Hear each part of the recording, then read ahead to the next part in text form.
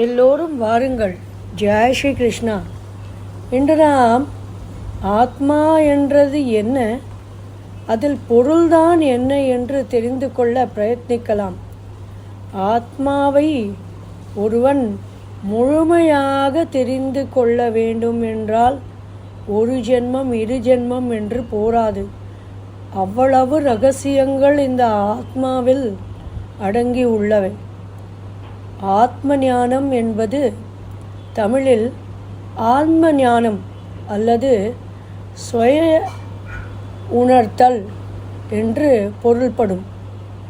இதை தன்னுடைய உண்மையான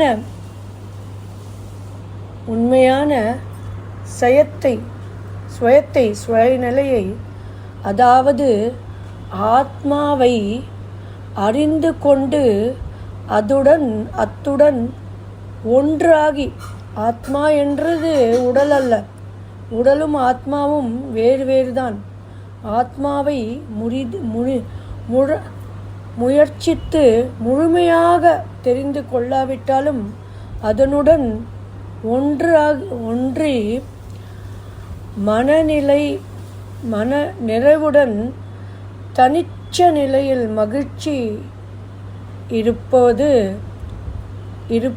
இருந்து கொண்டு வருவது ஒரு குறிப்பு கூறுகிறது. குறிப்பு என்றால் என்ன? கூறுகிறது, இதுதான் கூறுகிறது. ஆத்ம ஞானம் என்றால் தன்னையே தாம் புரிந்து கொள்ளது. சுய உணர்தல். தான் என்றது என்ன? இந்த உடல் என்றது என்ன? உயிர் என்றது என்ன? ஆமா என்றது என்ன? உணர்ச்சிகள் என்றது என்ன?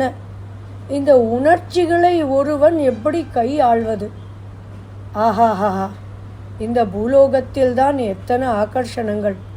ஒரு பணியை நாம் எடுத்துக்கொண்டு அதை செய்ய வேண்டும் என்றும் செல்லும்போது 1000 ஆகர்ஷணங்கள் வருகின்றது. மறந்தே விடுவோம் சில சமயத்தில் நாம். அப்படி ஒரு ஆகர்ஷணம். இதை செய்ய வேண்டும், அதை செய்ய வேண்டும், இதை பெற்றுக்கொள்ள வேண்டும், அதை பெற்றுக்கொள்ள வேண்டும், நகை வேண்டும், அழகு வேண்டும், குழந்தை வேண்டும், மனைவி வேண்டும், புருஷன் வேண்டும், புகழ் வேண்டும், பணி வேண்டும் என்று எத்தனை தான் ஆகர்ஷங்கள். அதில் பகவான் வேண்டும் என்று அந்த ஆலயத்துக்கு செல்வது எத்தனை பேர்தான். எல்லாரும் ஒரு கோரிக்கைக்காக தான் அந்த கடவுளிடம் செல்கிறார்கள்.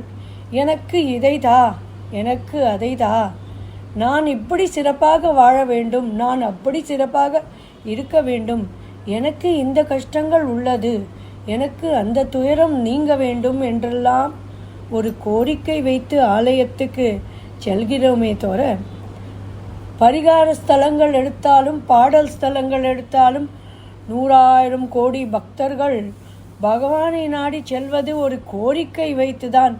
அந்த பகவானுக்காகவே பகவானிடம் செல்வது எத்தனை பேர்தான். அப்படியும் அந்த பகவான் கருணாசாகரன் எல்லார் கோரிக்கைகளும் நிறைவேற்றி கோடானி கோடி பக்தர்களுக்கு பாவத்தை போக்கி புண்ணியத்தை தரதான் பூலோகத்தில் பல ரூபங்கள் எடுத்துக்கொண்டு இருந்தார், எடுத்துக்கொண்டு இருக்கார், போகிறார். எடுத்துக்கொள்ளுங்கள். நீங்கள் பார்த்தசாரதி கோவிலில்தான் சென்று வாருங்கள். வரதராஜ பெருமாள் கோவிலுக்கு தான் காஞ்சியில் போய் தரிசனம் பண்ணிட்டு வாருங்கள். சேவை சாய்ப்பார் அவர். திருமலையில் சென்று திருமலை பெருமாளை தான் பாருங்கள். அப்படி பல இடத்தில் பல ரூபத்தில் அவர்கள் இருந்து ஆத்மாவின் பாவத்தை போக்கி புண்ணிய பாதையை காமிக்கிறார். அதை அவர் அனுக்கிரகம் இருக்க ஆத்மாக்களால் தான் பாவத்தை போக்கி புண்ணியத்தை அடைய முடியும். சிக்கிக்கொள்வார்கள் இந்த பூலோகத்தில். அப்படி ஒரு ஆகர்ஷணம் உள்ளது. எதில் எடுத்தாலும் ஆகர்ஷணம்.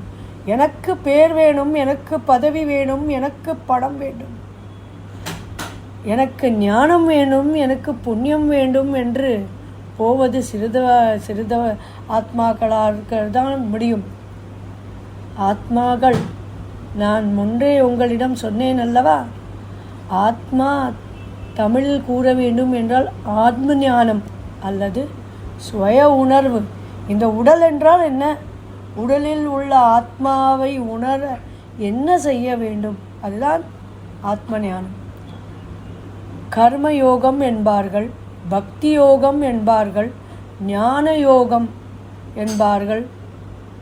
இதில் பொருள் என்ன? பக்தி யோகம் என்றால் என்ன? கர்மயோகம் என்றால் என்ன? ஞான யோகம் என்றால் என்ன என்று பல உள்ளவை.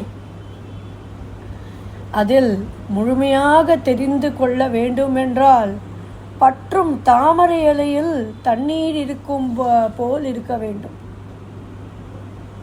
தாமரை இலையில் நீர் இருந்தாலும் தாமரை இலையை ஒட்டாது.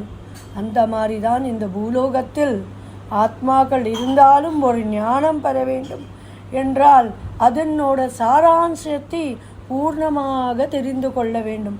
ஒரு தந்தையாக, ஒரு மகனாக, ஒரு பதியாக, ஒரு அண்ணனாக, ஒரு தம்பியாக, ஒரு தாயாக, ஒரு மனைவியாக, ஒரு புத்திரியாக என்ன பணிகள், எனக்கு என்ன பணிகள், நான் என்ன செய்ய வேண்டும் என்றெல்லாம் நன்றாக புரிந்து கொள்ள வேண்டும்.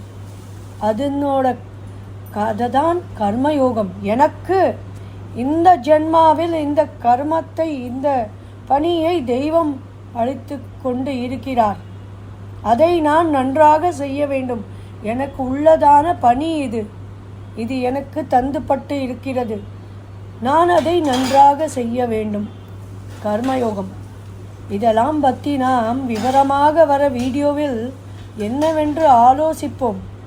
கர்மயோகம், பக்தி யோகம், ஞான யோகம் போன்ற பாதைகள் மூலம் இந்த ஆத்ம ஞானத்தை ஒருவர் அடையலாம்.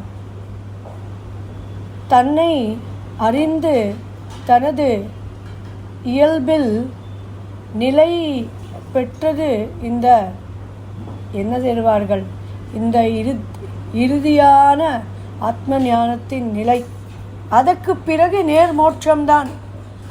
ஒரு தடவை உமக்கு ஆத்ம ஞானம் ஒருவன் அடைந்து விட்டால் என்றால் மோட்சம் அவனை தேடி கொண்டு வரும்.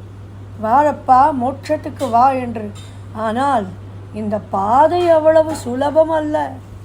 இந்த லௌகிகத்தில் இருந்து அந்த தெய்வீகத்துக்கு செல்ல வேண்டும். ஒரு ஜீவாத்மா பரமாத்மாவை அடைய வேண்டியது அவ்வளோ சுலபமான காரியம் அல்ல. அதில் பல பாதைகள் உள்ளது, பல நியமங்கள் உள்ளது, பல நிஷ்டைகள் உள்ளது. ஹோமங்களால் ஒருவனால் முக்தி அடைய முடியாது. கோவிலுக்கு செல்வதோ, பூஜைகள் செய்வதோ, பக்தியில் இருப்பதோ ஒரு ஆத்மாவுக்கு முக்தியை இயலாது. பிறகு முக்தியின் பாதம்தான் என்ன?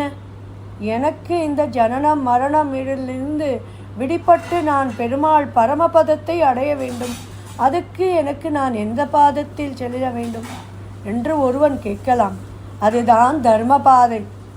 தர்மத்தில் சிறந்தது, தானத்தில் சிறந்தது அன்னதானம்தான். நீங்கள் என்னதான் தந்தாலும் ஆத்ம திருப்தி என்றது அன்னதானத்தில் தான் உள்ளது. ஒரு ஆத்மாவை, பசியுள்ள ஆத்மாவுக்கு ஒரு தயிர் சாதம் வாங்கி அழியுங்கள். உங்களால் செய்ய முடியவில்லை என்றால் ஹோட்டலில் என்று தாருங்கள். ஆத்மாவுக்கு திருப்தி அடைந்துவிடும். இத்தோடு நான் இந்த வீடியோவை முடித்து கொள்கிறேன். உங்கள் எல்லோருக்கும் என் வீடியோ பிடித்திருந்தால் ஒரு லைக் செய்யுங்கள், சப்ஸ்கிரைப் செய்து கொள்ளுங்கள். எல்லோருக்கும் ஸ்ரீ கிருஷ்ணர் அருளால் நன்மைகள் உண்டாகட்டும். ஜெய் ஸ்ரீ கிருஷ்ணா.